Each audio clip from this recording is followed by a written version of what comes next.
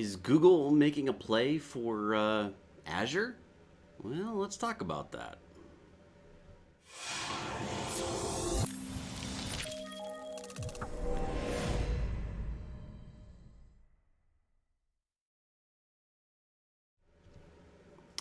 So, some interesting news dropped yesterday. Google announced some pretty big changes to what they're offering on their Google Cloud platform. Um, so, there's been kind of this long-standing problem if you want to go deploy to Google Cloud, you didn't really have any hosted or managed services. All you could really do was spin up some Windows VMs and run everything that way. That was really kind of the only way to do things on Google Cloud if you had a Microsoft infrastructure like Active Directory or SQL Server, anything like that. You had to have a VM. And that was okay for certain circumstances, but their VM typically, when you have a full-fledged VM service running, they're way more expensive to run, right? Running a VM server with all the resources that are required in order to operate that are typically quite a bit more expensive. So having a hosted service is kind of a big deal. Now, Google has recently announced yesterday that they are starting to offer some new products that really kind of start to target the Microsoft market a bit more. And this was kind of, again, one of those main reasons why people who do Microsoft development or have a Microsoft environment, maybe you have a business that you want to move a lot of your infrastructure up onto the cloud, and you look at the Google Cloud offerings and you're like, everything has to be a VM. I don't necessarily like that. It's a bit more expensive. And then not only that, but how do you get the licensing and stuff? So Google has announced what they call the sole tenant nodes. So this is a way that you can actually move your Microsoft server with like Active Directory and all the domain services that you need. You can move all of those things now over to Google and put it on this thing called sole tenant nodes. Now they're offering up Active Directory as a hosted service. So rather than having to run your actual, your Active Directory server as a VM, you can actually run it as its own hosted service now, which is a pretty interesting thing to do. Azure's been doing this for quite a while, right? They've had Active Directory on Azure, and now Google is starting to offer that up as well. So it used to be that you had to have VMs with Compute Engine in order to do any of this stuff. And even if you wanted to do like Docker containers, you could do Linux containers, right? So if you wanted to do a Linux container with Kubernetes and all that good stuff in order to manage your microservices, you could do that, but you had to be using Linux containers for that service. The only way you could get a Windows container to operate was using a VM, and it's still that way. They still haven't offered that up. You can't run Windows containers directly through Google Cloud. You still have to spin up a VM. But because they have essentially they're starting to offer this service now, one of the things that they're starting to do is add more of the Microsoft product line as hosted by the cloud. And one of those that's really, really important for us as Microsoft developers is SQL Server. We got Microsoft SQL Server being hosted by Google Cloud. So this is kind of a big deal, I think, as far as for some of us. I know a lot of you guys may be like, what's the big deal? I don't understand why this is important. But if you plan on running a SQL Server up on the cloud, you really haven't had a whole lot of options. You pretty much had to go to Microsoft Azure. And I always like competition in the workplaces, or competition in the markets, right? So that helps to drive down the prices. And if Microsoft has like the only hosted cloud service for SQL Server, they can kind of just set their own prices. And if you decide that you want to do SQL Server for your backend, it was really causing a lot of us to say, I don't think I can use Microsoft SQL Server for my backend if I'm going to be doing it as a cloud hosted, because I'm going to have to go through Azure to do that. And if I want to use Google Cloud instead, I couldn't really do that without having an expensive VM to host my SQL Server. One other thing to mention here before I move on to some of the goodness about that SQL thing is for those of you who are curious about this sole tenant node thing, you can, so all of your Microsoft licenses will be transferable. So if you're currently hosting it on Azure, like your whole infrastructure is on Azure, you can move over and migrate over to Google, and your licenses will still be in compliance by doing that. They have, so you can run anything from Microsoft SQL Server, Microsoft Server 2008 R2 Service Pack 1 or higher.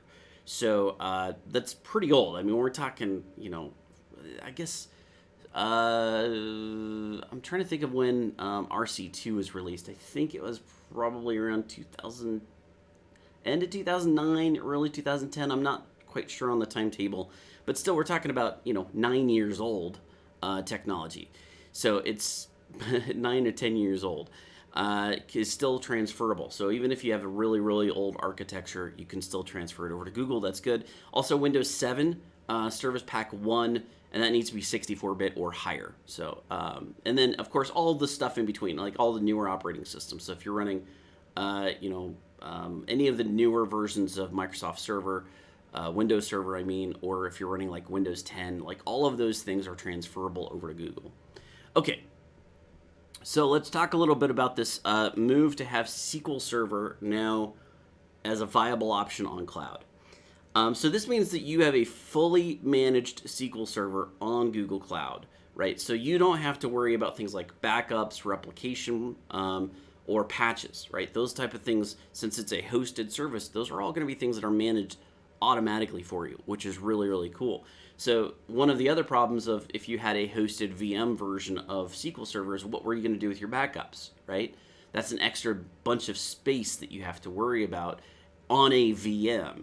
And again, that typically costs a little bit more. So having this hosted solution with backups and replication and all sorts of goodness with that means your costs are going to go down a little bit if you're going to go with the hosted version instead of trying to do it on a VM.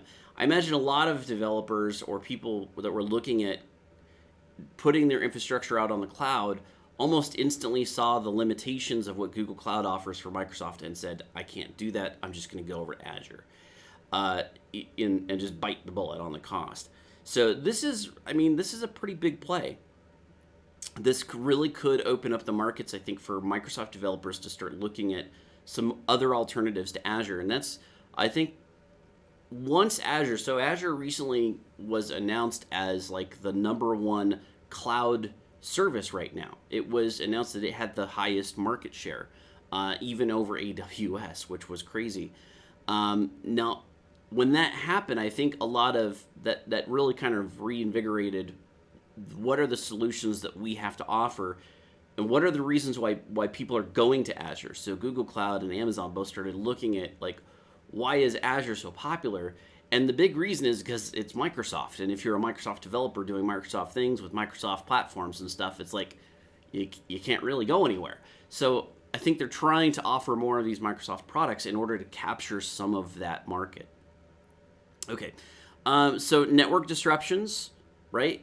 Like that's not having network disruptions. That's fantastic, right? That's kind of one of the reasons why you go to cloud is to try to avoid some of those things. If your local network, like your server breaks down, right? Your whole company just goes, right? But now we're talking about, since it's going to be hosted in the cloud with redundancies and stuff like that, you don't have to worry about that as much. And that's including what's going to be active. Now, I do need to be clear about Active Directory real quick. It is an alpha stage right now, so it's still kind of in testing. It's not something that you could just go and apply for right away, but it is going to be released here very soon, according to Google. I don't have a timetable on that. I'd have to double check, but I know it's coming out, and it's something that they're actively working on, which is important. Okay, so your resources are easily scalable that way, right? When you have a hosted solution like SQL Server on the cloud like this, then it's easier to expand on the resources that are required to run it, right? If your server starts to slow down because your SQL server is getting too big or you've got it operating too many things, your only answer is to go buy another computer, really, right? You have to go buy another system. You could possibly upgrade your current one, but like the whole process of doing that is a major undertaking by your IT team. So having like this Google Cloud infrastructure where you can just kind of expand on the resources that are required to run your systems is fantastic. And then it's easy to scale. You don't have to worry about buying all that extra equipment. So now also this means that other resources that are on Google Cloud will be so you can leverage those other systems. Like one big one is BigQuery, right? BigQuery is this kind of data analysis tool that's available on Google for their Google Cloud, their SQL servers, right? But now they didn't have the Microsoft SQL Server. You could do it with their SQL editions, but now you can actually also run BigQuery against SQL Server. So that's kind of cool, like being able to leverage some of those tools that are done by Google Cloud is pretty awesome.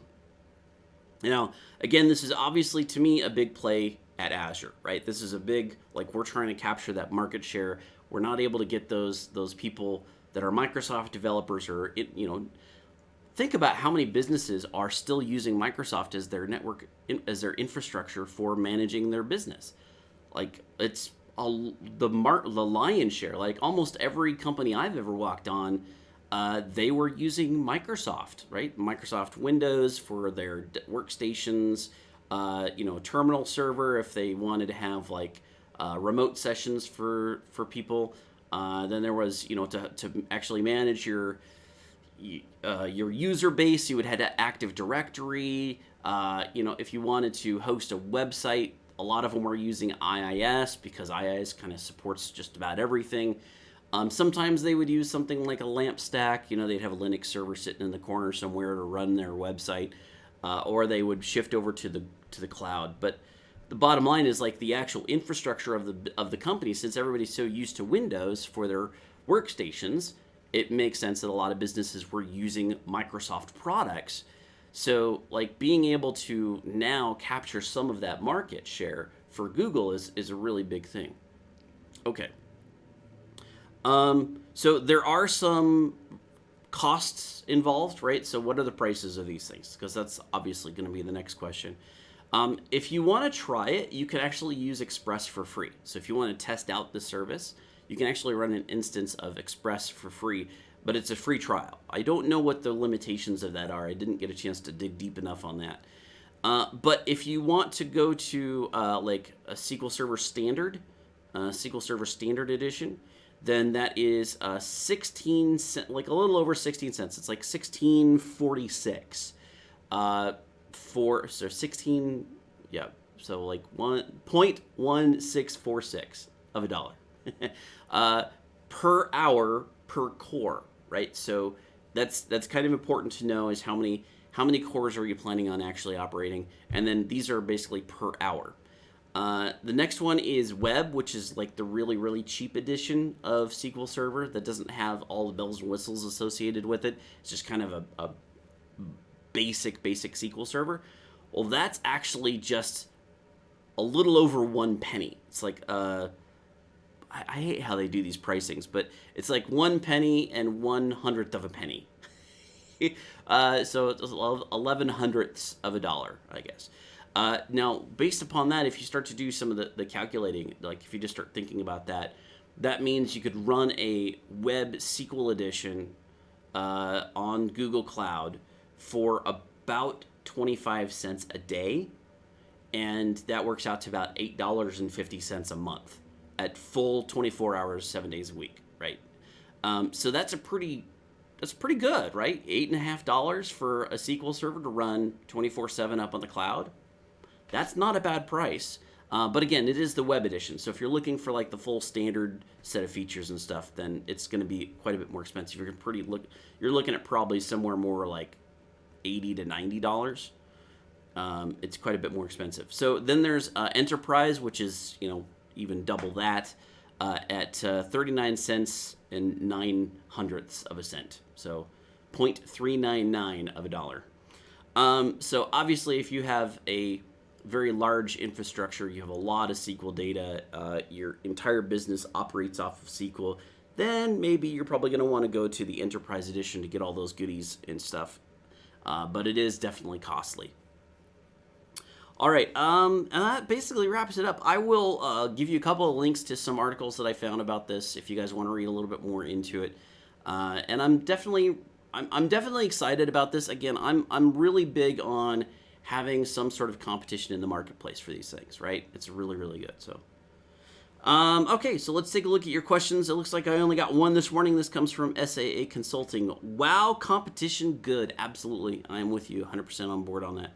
So thank you guys for joining me here on Coffee with Steve. I want to go ahead and let me just pull up this list because sometimes I remember, sometimes I forget, but I want to try to be as consistent as I can to thank all of my members, especially you, SAA Consulting, for checking me out this morning. I'm sure that it's, I think was it you that said that you're all the way down in Australia? I think you said that.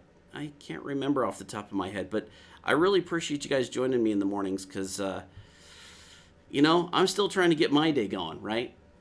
And it does look like we have a new member today. So let's go through this list. So we got Olabayu Olasakin, right? Thank you very much. Mrs. CY I'm So Fly, SAA Consulting, you're number 3 on the list, buddy. You were the 3rd one to sign up. Rishi, a person who has asked not to be named, but I still appreciate you, man. Kanan Krishnan for technical, Samuel Niktesi Tabiri, Jim Griggs, HRU Bricks, Ron Howe, Cormac Keenan, and now our latest member. Thank you very much for signing up, Kent. Kent Diderot, you told me how to pronounce it yesterday, and my mind is drawing a blank, but I think it's Dutro, right? Dutro. Kent Dutro. So thank you so much for signing up, guys. I really, really appreciate it. All your support is absolutely wonderful. Thank you for I've been doing this channel for several years now, and I just decided recently, you guys probably noticed, I'm doing a lot more video content. And I thought, I just been kind of neglecting the channel for a little too long, so I thought I'd try to get back on track with it and do some stuff. Also, check it out. I've started up a new web development series. I've already started working on the next video for that. So hopefully you guys are interested in the front-end web development stuff, because that's what's coming down the pipe. I'm not giving up on the Access stuff. I just wanted to be honest with you, I saw some of the numbers of subscribers like dropping off with some of the videos I was making recently, and I was thinking, why is that? And I think it's because I'm just kind of rehashing some old content. Maybe they're looking for something new, so that's why I went ahead and started up a new series. But I am still going to continue with the Access series, obviously, because people like Access, and it's time to continue with that. So thank you so much, everybody, for joining me today. I do appreciate, all your patronage and your love and support, and I hope you guys have a wonderful rest of your day. While I was looking around, we got a few extra questions.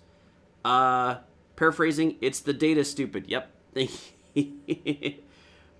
Tony Hine says, was V good? Thank you. I appreciate that. Okay, SAA Consulting, any thoughts on possibility of Access connecting to Google SQL, hosted SQL? Yes, that is very possible now. That is exactly what you can do, right? So we know... also, things like SharePoint are going to be migratable as well. That's coming down the pipe as well.